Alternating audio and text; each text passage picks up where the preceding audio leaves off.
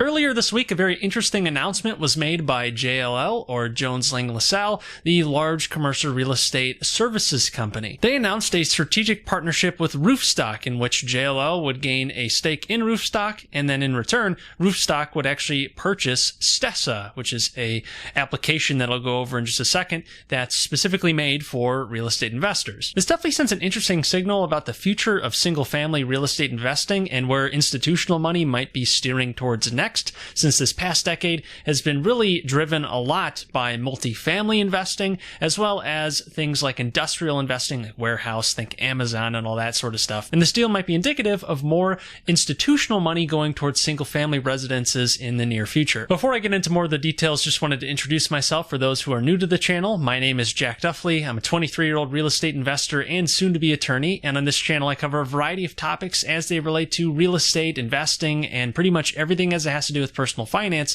So if you like that sort of content, be sure to have a look around the channel, and if you like what you see, be sure to subscribe. Let's take a step back here and look at the two parties to this deal. That's JLL and Roofstock. JLL really doesn't need much of an introduction if you're at all familiar with commercial real estate. They're a huge firm that does a full breadth of services ranging from property management to actually placing money in real estate. And they have a market cap of about $9 billion, so certainly no small company. And they're actually headquartered right here in my home city of Chicago. Now, on the other side of this deal is Roofstock, a much smaller company and a much nichier approach to the real estate industry. Now, I was familiar with Roofstock before I heard about this deal, specifically for their investment services. That's actually a marketplace that investors can go to buy and sell rented properties, rented single-family homes specifically. There's some duplexes and triplexes and quadplexes there on the market throughout the US that are also on their marketplace. So in that way, Roofstock is sort of like a turnkey company, and a turnkey company, for those of you who aren't familiar, is usually a company that will buy a property, fix it up, put a tenant into it, and rather than hold it, they'll then sell that to an investor at some sort of markup. Meanwhile, the investor should get a finished property, and they don't really have to do anything to it. They just get to start enjoying the rental income right away, since all the hard work, theoretically, has already been done for them. So Roofstock facilitates that sort of transaction directly between buyers and sellers of these properties. But that's only one part of Roofstock's business, facilitating these transactions and acting really more like a real estate broker in that way. They also manage single-family rentals for institutional investors. So someone like a Jones Lang LaSalle might want to build a portfolio of single-family rentals, and they'll need someone to manage those. That's where Roofstock can also step in and manage those properties. It's another part of their business. This is what I think JLL really was looking for in this deal. They want Roofstock to be one of their sort of management firms for the single-family sector, specifically in the US. And in return for giving up a stake in their business, Roofstock is receiving Stessa from JLL. Stessa is another app I was familiar with prior to the deal, since I have used it before. Haven't really picked it up since then, but I might have to check it out now. It's an accounting software for real estate investors that allows you to quickly track expenses and income so that it makes your accounting a lot easier, especially if you have a portfolio of properties that all have lots of accounting to organize. It's just a pretty handy tool for getting some quick analytics on your portfolio, as well as managing your income and expenses. It's very real estate oriented, as opposed to something like a QuickBooks, which is more broad accounting software for all sorts of uses.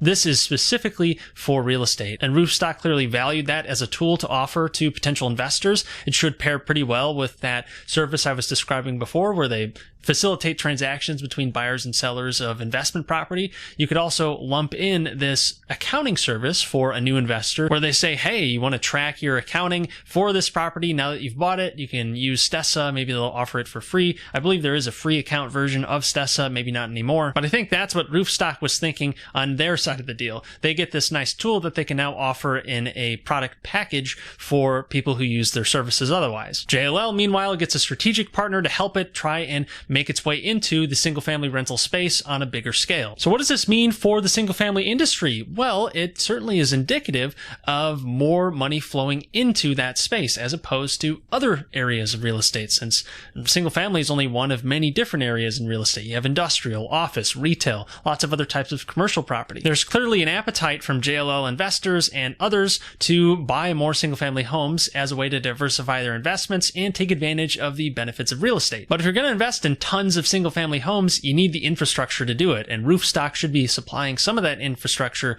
to JLL so that they can build up this portfolio or somehow offer services to investors. It's unclear how exactly they're going to be using it, but that seems seems to be what they're going for. Demand for single-family homes across the board has been plenty high over this past year, especially with interest rates as low as they are. Demand really has not been quenched for single-family homes. We've seen prices skyrocket in a lot of markets, and JLL seemed to indicate as much in their press release. They said that the single-family rental asset class is seeing strong demand from our investor clients, both private and increasingly institutional, and this investment will position our teams to offer unique insights and access to opportunities in this space. Because remember, JLL is offering services to its investor clients, and if they want single families, then JLL will try to do something in single family homes. And since JLL is big enough, its investors are probably representative of the larger market, and if they want single family homes, then there's probably a lot of people who also want single family homes. However, scaling a portfolio or managing a very large portfolio of single family homes is very difficult to do, since you have tons of roofs, tons of HVAC systems, and every building has its own set of problems and things to maintain,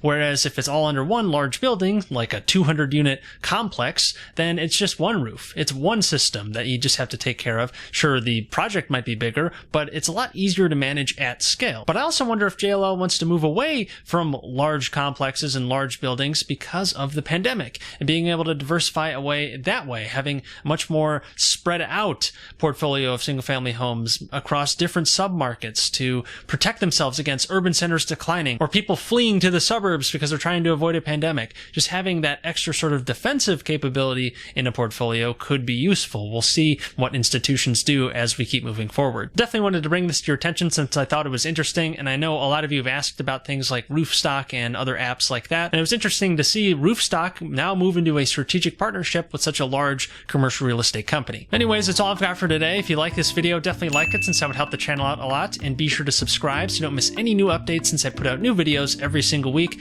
about all things real estate, investing, and pretty much everything as it has to do with personal finance. And definitely check out the affiliate links in the description below for some free goodies down there. Get them while they're there because they might not be there forever. But until next time, take care.